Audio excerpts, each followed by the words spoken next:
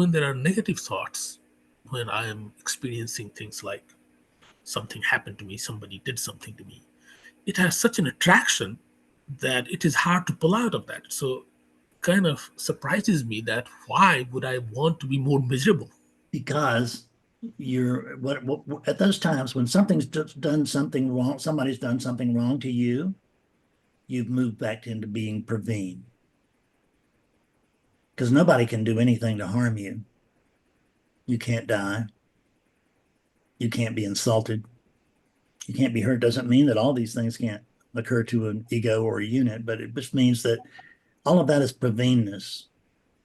The and the and it comes from an interpretation, and the interpretation of the world is much more important than the world itself. Because I used to have an interpretation of the world which boiled down pretty much to this sucks. And that view was seen from Fred Davis, because Fred Davis was not getting his way. People were not treating me the way they should. They weren't treating me with awe and respect and all of this. They were, and I didn't have as much money as I knew I should have. I wasn't as good looking as I knew I should be. I wasn't as anything as I should be. I was always coming up short when I measured myself against everybody else. But there's no everybody else for me to measure myself against.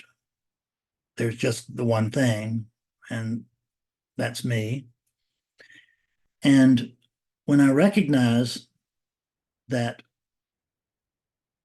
I am the one thing, and I start, here's the most important part, is seeing things from the eyes of the one thing, seeing what I call seeing from the eyes of God. In other words, you're just seeing. You're not seeing, judging. You're just seeing, and you're just seeing, oh, I see. And when you're not seeing, judging, because when you're seeing, judging, it's always from Praveen. It's always from the character. It's always from the little me, if you will. Not that there's a little me and a big we, but it's just a way of saying something. Is that it's an individual point of view. And embodiment, as we were talking about earlier, and awakening, as what this is the thinning of the edges of that view, where I don't feel so much like I don't feel so much like a Fred that I'm really looking through the eyes of an individual. Because if you look at the world from the eyes of an individual, you can never get it right. You'll never be happy, because when we look at it through the eyes of an individual, the world should always be Fred-centered, always. And what I notice when I don't look through the eyes of a Fred is that the world is not Fred-centered. It is not centered at all. There's no center. But I think I'm the center. And as long as I think, I mean, I'm not saying I do right now, but I have, is that when we think that we are the center, then we think that everybody else should be surrounding us, doing what we want, when we want, as we want. And that's never going to be the way of the world, you know. And the reason your neighbor doesn't pay any better attention to you than he does is because he's very busy thinking about himself. And you're just a marginal part of his existence, right? But we're just sure they're over there, and they're maybe hatching plots, or they're judging us and saying, boy, that guy's an idiot. Rarely do we think that they're going over there thinking that, man, that guy's really something. I wish I could be like. We deride ourselves so terribly. So the release of the view of the individual comes with the seeing that there is no individual. And the way that you can do that is you can try to take attention and not spend so much time observing your tiny little nut of a world, right? You're just because your world is just so, when we're self-centered, it's just so tiny. and we're threatened because there's me, little tiny me, and then there's a great big world that's out to get me. And we'll feel that all the time. So as we begin to brighten, we begin to let go of some of this harsh judgment. We begin to let go of some of this gotta be my way or the highway thing. It's just that I've lost that.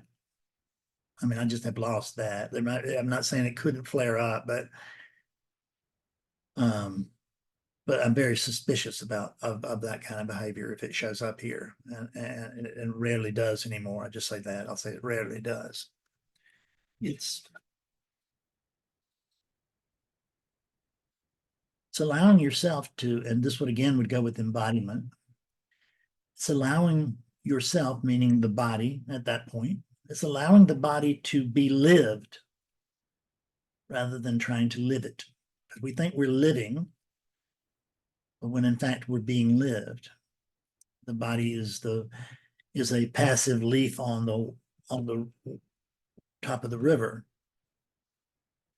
But we think, that, wow, this is my river. It's carrying me just where I want to go, except for whatever. It's our river, but it's not. It's just a river. So trying to consciously release self-centeredness is good. And the way you can do that is you can penetrate it, and you can penetrate it via inquiry, which is, damn it, that's just not right. And then come right back and just ask, so is that true? How do you know? And who wants to know? Who's making that declaration? That's the most important thing. But also, how do you know it's true? Did somebody tell you that? Did you? So is it a hearsay, or is it just pure invention? Did you just make it up yourself? Because we don't realize that we're constantly formulating benchmarks that everybody's supposed to hit, but nobody else is even aware of those benchmarks. So it's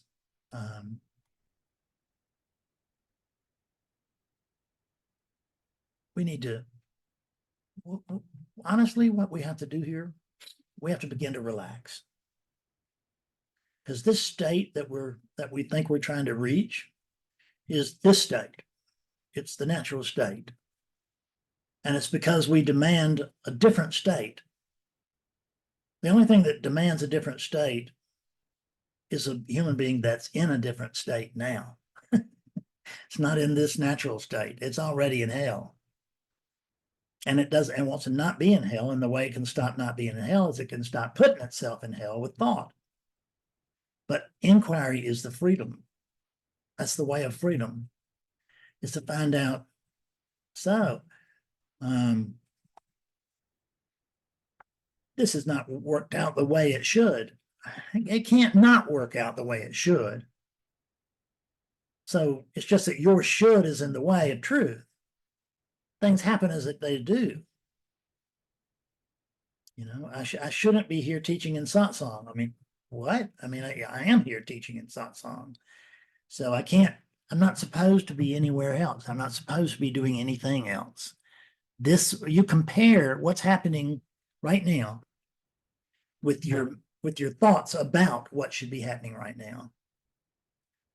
And if there's any difference between the two, then that's the rub, is that you're making up an alternative world where you're better and everybody's better and people are thinking kindly of you and they're being generous and sweet and all this and that and the other, and that everything, all the hills are downhill. And that's just the way it works for me. I never climb a hill. I just go, I get to the bottom of a hill and I keep going. Everything's downhill for me, easy. And these ridiculous, childish ideas are what drive us crazy as full-grown adults and old people even. Yeah, we've got 50, 60 years to mature, 70 years to mature. And most of us haven't done much of it. So Ken Wilber, I've always said, wake up, clear up. But Ken Wilber has adds one to that, and he says, clear up, grow up, wake up. Right? And he's right, is that there has to be a lot of growing up here. That's part of telling ourselves the hard truth about telling ourselves the truth once it's been presented to us. Because most people do not actually, they come to awakening sessions and they're delighted with what they get, but most of them don't come in order for what occurs to occur.